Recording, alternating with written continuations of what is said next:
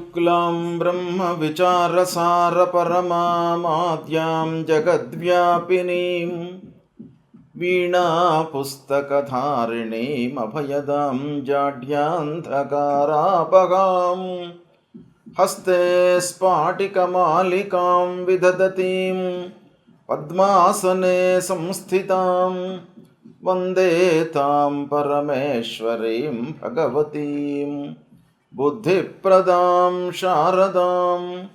श्री महागणाधिपतये नमः। श्री महासरस्वत्यै नमः। శ్రీ గురుభ్యో నమః. 2025వ సంవత్సరానికి స్వాగతం. ప్రేక్షకులకు, శ్రోతలకు అందరికీ కూడాను 2025వ సంవత్సరము శుభాకాంక్షలు తెలియజేస్తూ, ఈ 2025వ సంవత్సరము అందరికీ కూడాను సుఖ సంతోషాలతో ఉండాలి అని చెప్పేసి ఆ భగవంతుణ్ణి ప్రార్థిస్తూ, 12 రాసులు ఈ సంవత్సరంలో 12 రాసులలో జన్మించినటువంటి వారికి ఈ 2025వ సంవత్సరంలో గోచార ఫలితాలు ఎలా ఉంటాయో తెలుసుకుందాం. 2025వ సంవత్సరంలో వృషభ రాశి జాతకులకు, వృషభ రాశి వారికి గోచార ఫలితాలు ఎలా ఉంటాయో తెలుసుకుందాం. కృత్తికా నక్షత్రం 2, 3, 4 పాదములలో జన్మించినటువంటి వాళ్ళు, రోహిణి నక్షత్రం 1, 2, 3, 4 పాదములలో జన్మించినటువంటి వాళ్ళు, మృగశిర నక్షత్రం 1, 2 పాదాలలో జన్మించినటువంటి వాళ్ళు వృషభ రాశి కిందికి వస్తారు. జన్మ నక్షత్రము, జన్మ రాశి, జన్మ సమయము, జన్మ తేదీ సరిగ్గా తెలియనటువంటి వాళ్ళు వ్యవహారంలో ఉన్నటువంటి పేరును దృష్టిలో పెట్టుకొని, ఆ పేరులో ఉన్నటువంటి ప్రథమాక్షరాన్ని దృష్టిలో పెట్టుకొని రాశి నిర్ధారణ చేసుకొని తద్వారా రాశి ఫలితాలు చూసుకోవడం అనేటువంటిది మనకు శాస్త్రం చెప్తుంది. కాబట్టి ఈ వృషభ రాశి కిందికి ఈ, ఉ, ఏ, ఓ, వా, వి, వు, వే, ఓ అనే అక్షరాలతో ప్రారంభమయ్యేటువంటి వ్యవహారనామం కలిగినటువంటి వాళ్ళందరూ కూడాను వృషభ రాశి కిందికి వస్తారు. అయితే ఈ వృషభ రాశి వారికి ముఖ్యంగా ఈ సంవత్సరము 2025వ సంవత్సరం మొత్తం కూడాను ఫలితాలను ప్రభావం చేసేటువంటి గ్రహాలు గురు, శని, రాహువు, కేతు. ఈ గ్రహాల యొక్క సంచారం ఎలా ఉంది అనేటువంటి విషయాన్ని మనం చూద్దాం. ముఖ్యంగా ఈ సంవత్సరము బృహస్పతి 3 రాశులలో సంచరిస్తున్నాడు. వృషభ, మిథున, కర్కాటక రాశులలో సంచరిస్తున్నాడు. రాశిత్రయ సంచారం అన్నమాట. ఇది చాలా అరుదుగా సంభవిస్తుంది. అయితే ఈ సంవత్సరము 14 మే 2025 వరకు వృషభ రాశిలో సంచరిస్తున్నాడు. ఈ వృషభ రాశిలో సంచరించడము వృషభ రాశిలో జన్మించినటువంటి వారికి జన్మస్థానం అవుతుంది. జన్మస్థానము ప్రతికూలంగా ఉంటుంది. ఈ జన్మస్థానంలో సంచరిస్తున్నటువంటి సమయం లోపల బృహస్పతి ఏకాదశ స్థానాధిపతి జన్మస్థానంలో సంచరిస్తున్నాడు. కాబట్టి ఈ మే వరకు కొంత ప్రతికూలమైనటువంటి ఫలితాలు గోచరిస్తున్నాయి. ఉద్యోగంలో మార్పులు, చేస్తున్నటువంటి ఉద్యోగంలో నుండి వేరే ఉద్యోగంలోకి వెళ్ళడము, తద్వారా కొంత ఇబ్బందులకు గురయ్యేటువంటి అవకాశాలు కనబడుతున్నాయి. ఉద్యోగస్తులకు అనానుకూల ప్రాంతాలకు బదిలీలు, ఆఫీసులో మనస్పర్ధలు, అనవసరమైనటువంటి ఖర్చులు, అనవసరమైనటువంటి విషయాల గురించి ఆలోచించి మనస్తాపానికి గురి కావడము, నలుగురిలో అనవసరమైనటువంటి చర్చల మూలకంగా ఇబ్బందులను ఎదుర్కోవడము, శత్రుత్వాలు పెరిగిపోవడము, వ్యాపారంలో ఉన్నటువంటి వారికి వ్యాపార నిమిత్తమై దూర ప్రాంతాలకు వెళ్ళవలసినటువంటి ఆగత్యము ఏర్పడము, ఇక ప్రతి విషయంలోనూ కొంత సందిగ్ధత గోచరిస్తుంది. జన్మస్థానంలో సంచరిస్తున్నప్పుడు సందిగ్ధత అనేటువంటిది ఉంటుంది. డిసిషన్ మేకింగ్ లోపల కొంత ప్రాబ్లాన్ని క్రియేట్ చేస్తాడు. ఇక ప్రతి పని లోపల కూడాను ఆటంకాలు, తద్వారా భయము ఆవహించేటువంటి అవకాశాలు బాగా ఉంటాయి. ఇకపోతే ఆర్థికంగా కొంత ఇబ్బంది, ఆర్థిక నష్టము, నలుగురిలో పూర్వము ఉన్నటువంటి ఒక పలుకుబడి యథాతథంగా ఉన్నప్పటికీ కొన్ని పనుల లోపల ఆలస్యం జరిగేటువంటి అవకాశాలు ఉంటాయి. ఈ విధంగా జన్మస్థానంలో సంచరిస్తున్నటువంటి సమయం లోపల గురువు మూలకంగా మనకు ఇలాంటి ఫలితాలు ఉంటాయి. ఇక 14 మే నుండి 19 అక్టోబర్ వరకు మిథున రాశిలో సంచరిస్తున్నాడు. ఈ మిథున రాశి సంచారము వృషభ రాశిలో జన్మించినటువంటి వారికి చాలా అనుకూలంగా ఉంటుంది. 2వ స్థానం ధనస్థానం అవుతుంది. ఆర్థికంగా మీకు బాగా కలిసి వస్తుంది. చదువు విషయంలో మీకు అనుకూలిస్తుంది. మంచి పనులపై మనస్సు నిలుపుతారు. మంచి కార్యాలు చేస్తారు. విద్యా విషయం లోపల కూడాను మీకు ఔన్నత్యం లభించేటువంటి అవకాశాలు బాగా ఉన్నాయి. హయ్యర్ ఎడ్యుకేషన్కు వెళ్ళేటువంటి వాళ్లకు చాలా అనుకూలమైనటువంటి సమయము. ఇది 14 మే నుండి 19 అక్టోబర్ వరకు. ఇక 19 అక్టోబర్ తర్వాత 19 అక్టోబర్ రోజున కర్కాటక రాశిలోకి ఎంటర్ అవుతున్నాడు బృహస్పతి. ఈ కర్కాటక రాశి వృషభ రాశి జాతకులకు 3వ స్థానం అవుతుంది. ఈ 3వ స్థానము గోచార రీత్యా ప్రతికూలం.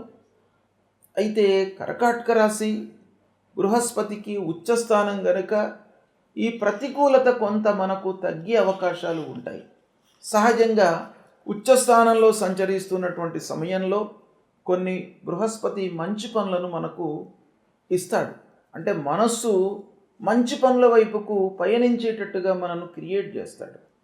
కాబట్టి కొంతవరకు 3వ స్థానంలో సంచరిస్తున్నప్పటికీ, ప్రతికూలంగా ఉన్నప్పటికీ కొన్ని మంచి పనులు జరిగేటువంటి అవకాశాలు ఉన్నాయి. కాబట్టి ఈ విధంగా గురువు యొక్క సంచారం ఉంది. తదనంతరం మళ్ళీ 5 డిసెంబర్ నుండి వక్రరీత్యా మిథున రాశిలోకి మళ్ళీ ప్రవేశిస్తున్నాడు. అంటే 5 డిసెంబర్ 2025 నుండి 1 జూన్ 2026 వరకు కూడాను వక్రరీత్యా మిథున రాశిలో సంచరిస్తున్నాడు.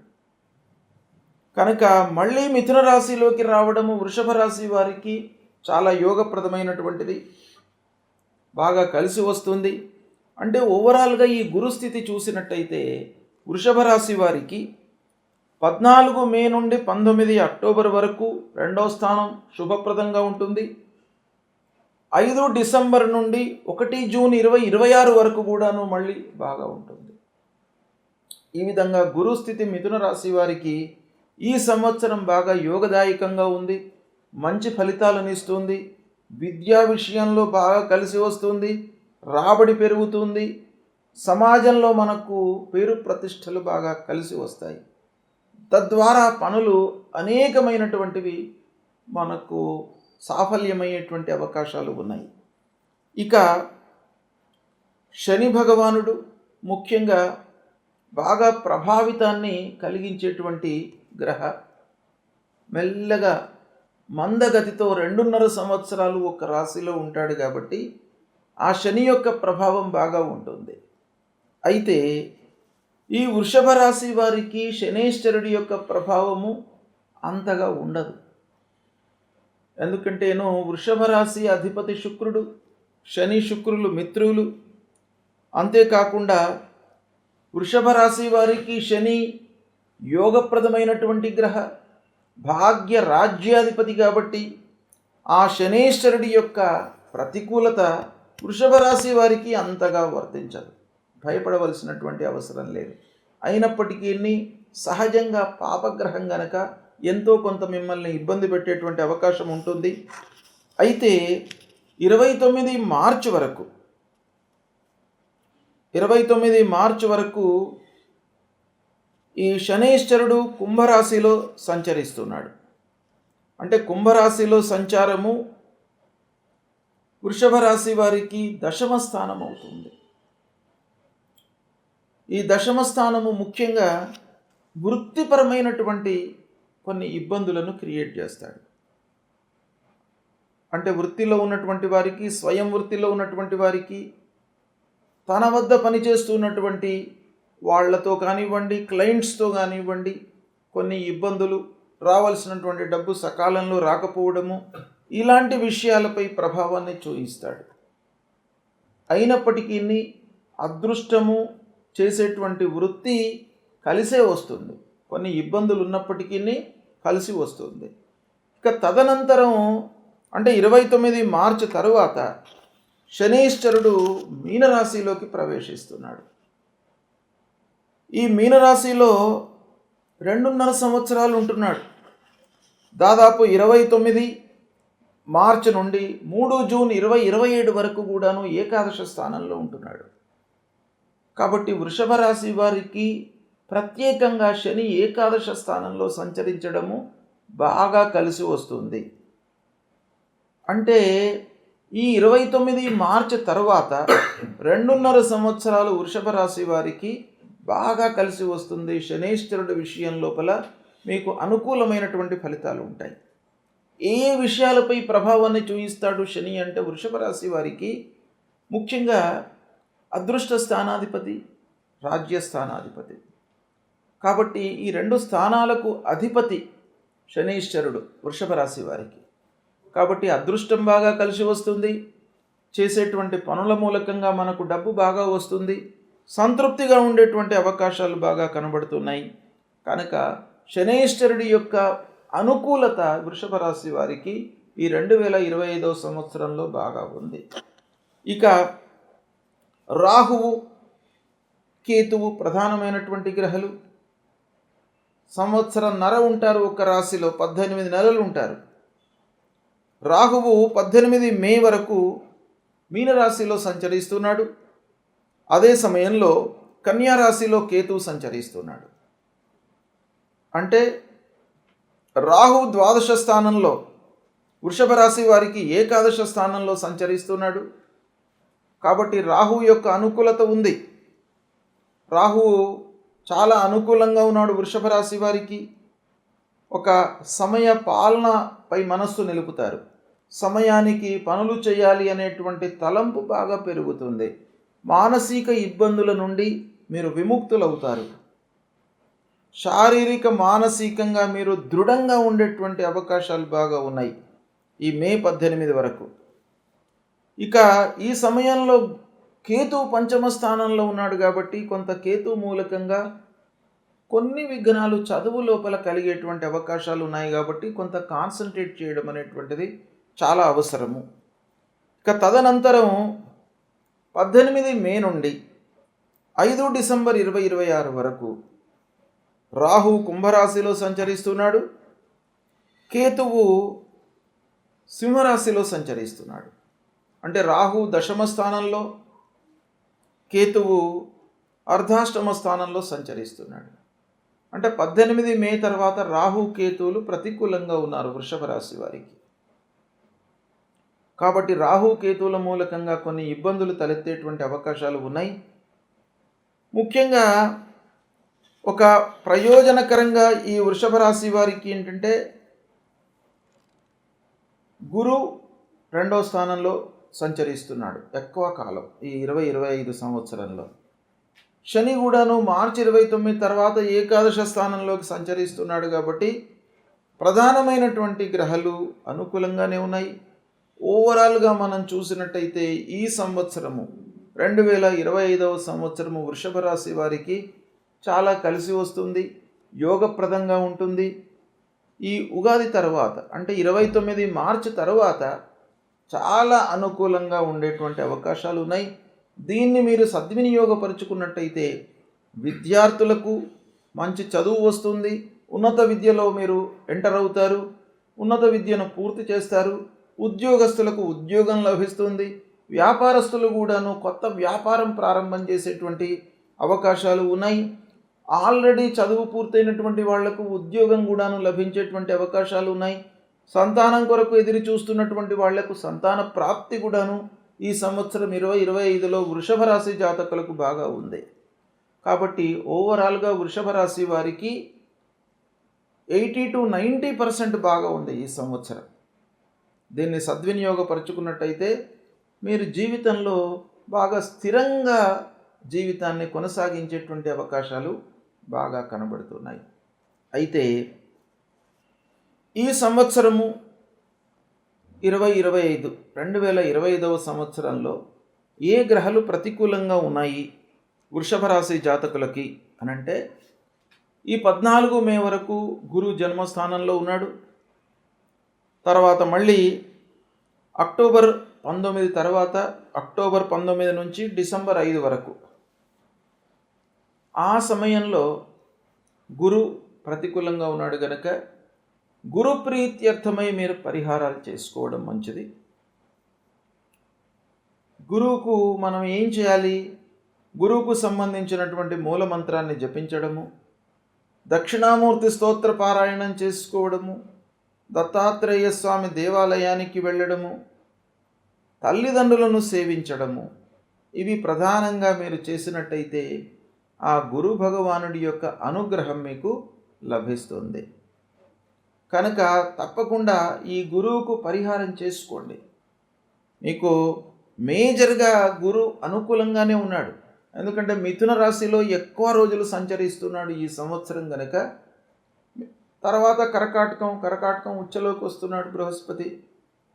కనుక మీకు ప్రతికూలత కొంత తగ్గుతుంది. అయినప్పటికీ గురువుకు సంబంధించినటువంటి పరిహారం తప్పకుండా మీరు చేసుకోండి. ఇక శని భగవానుడు 29 మార్చి వరకు ప్రతికూలంగా ఉన్నాడు. 29 మార్చి తర్వాత 2.5 సంవత్సరాలు మీకు ఏకకాలం కంటిన్యూస్గా 11వ స్థానంలో సంచరిస్తున్నాడు. అందున వృషభ రాశి వారికి శని యోగకారకమైనటువంటి గ్రహం. సహజంగా శని వృషభ రాశి జాతకులకు హాని చేయడు. అయితే ఈ ఏకాదశ స్థానంలోకి సంచరిస్తున్నాడు గనక మీకు మంచి జరిగే అవకాశాలు 100% ఉన్నాయి. శని భగవానుడు ఈ సంవత్సరం మీకు అనుకూలంగా ఉన్నాడు. అయితే ఈ 29 మార్చి వరకే కొంత ఇబ్బందులు ఉన్నాయి. 29 మార్చి వరకు దశమంలో సంచరిస్తున్నాడు కాబట్టి ఈ ఉగాది వరకు దాదాపు శని ప్రీత్యర్థమై మీరు పరిహారాలు చేసుకోండి. శని కొరకు ఏం చేయాలి? శని మూలమంత్రాన్ని జపించడము, నువ్వుల నూనెతో శనేశ్వరునికి అభిషేచన చేయడము, నువ్వులు దానం చేయడము, నల్లటి వస్త్రాన్ని ఇవ్వడము, బీదలకు వీలైతే మీరు ఒకరిద్దరికి అన్నదానం చేయడము, శనివారం రోజున శక్తి కొలది. లేదా విద్యార్థులు ఎవరైనా చదువుకునే వాళ్ళు ఉన్నట్టయితే మీ అందుబాటులో వాళ్ళకి ఏవైనా కూడా పుస్తకాలు లేదా నోట్బుక్స్, పెన్ను, పేపరు ఇలాంటివి కొనివ్వడం మూలకంగా కూడాను మీకు ఆ భగవంతుడి యొక్క అనుగ్రహం లభిస్తుంది. ఇక రాహుకేతువులు 18 మే వరకు బాగా ఉన్నాడు. రాహువు 18 మే తర్వాత ప్రతికూలంగా ఉన్నాడు. కాబట్టి రాహు ప్రీత్యర్థమై కూడాను మీరు 18 మే నుండి దాదాపు 1.5 year 18 నెలలు రాహుకేతువులు ఇద్దరు కూడాను ప్రతికూలంగా ఉన్నారు కనుక రాహుకేతువుల ప్రీత్యర్థమై అమ్మవారిని పూజించండి. రాహుకేతువుల మూలమంత్రాన్ని పఠించండి. ఇది చేసినట్టయితే మీకు దాదాపుగా ఈ పరిహారం మూలకంగా, తర్వాత శనేశ్వరుడి యొక్క అనుకూలత మూలకంగా, ఆ గురు భగవానుడి యొక్క అనుకూలం మూలకంగా మీకు చాలా విషయాలలో మంచి ఫలితాలు జరిగేటువంటి అవకాశాలు ఈ సంవత్సరం ఉన్నాయి. సద్వినియోగపరచుకోండి, శుభ ఫలితాలను పొందుతారు. శుభం.